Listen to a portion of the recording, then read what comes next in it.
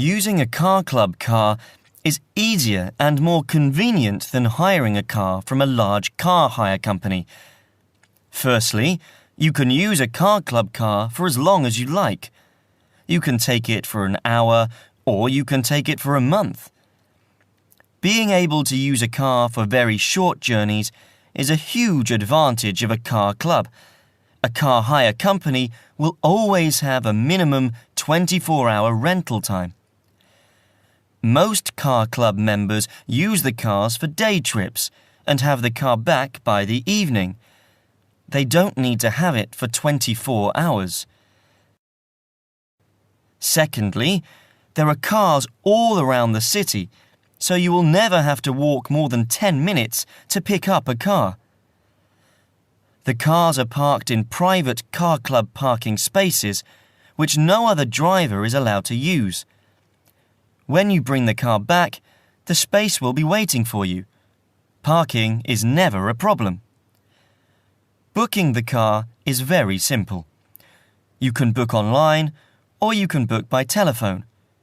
Booking online couldn't be easier. You simply go onto the car club site and follow the instructions to make your booking. If the car you want is free, you can pick it up 5 minutes later. If another member is using the car you want, there will be another car nearby that you can use instead. If you want to book a car a month or two in advance, that is also possible. When you are in the car, you can extend your booking time if you need the car for longer. When you get to the car, you open it with your car club membership card. Key in your identification number and then use the car keys, which you will find in the glove compartment. So, how much does it all cost? Car club membership costs £60 a year. You then pay an hourly rate of between £2.50 and £3 to use the car. The cars with a bigger engine are a little more expensive than the smaller cars. You then have to pay 15p a mile for petrol. Each month, your bill shows exactly what you have been charged for. If you need to fill the car with petrol at any time, you use the car club debit card, which you will find in the car. As I said before, it is all very reasonable. You would have to use a car club car very often for it to cost anything like it costs to keep your own car on the road. Now, with me, I have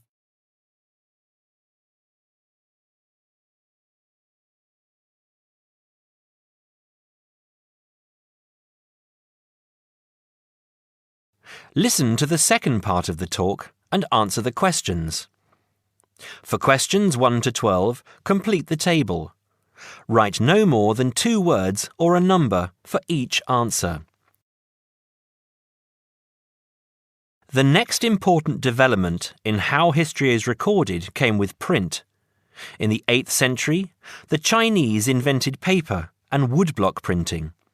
Remember that up to this time, very few people could read and write, and so only a very small number of people could understand written history.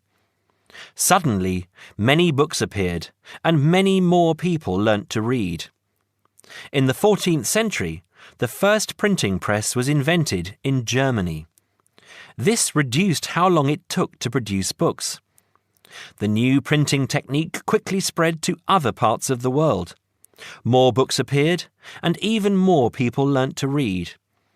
The first printed newspaper appeared in 1605, and the first daily newspaper in 1702. Now, people could read news stories soon after the event happened, and every event was recorded and stored. The problem with newspaper history is that newspaper reporters could tell the stories they wanted to tell, and not necessarily the truth. Photography was the next important development.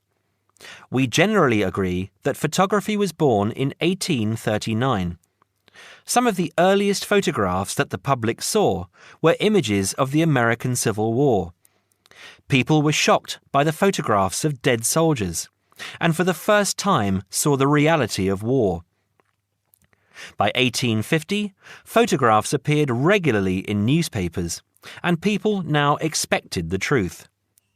At the end of the 19th century came the first motion picture camera. Soon, history was being recorded as moving images. In the 1930s, television brought moving images into people's homes. More and more people saw history as it happened, and more history was recorded. Today, of course, we expect that every event in the world is recorded.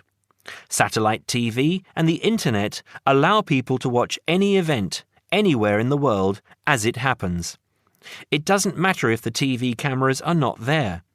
People carry around mobile phones and can record any incident and then share it online. Families have their own video cameras and record their own history. Children now grow up watching their parents and grandparents on film.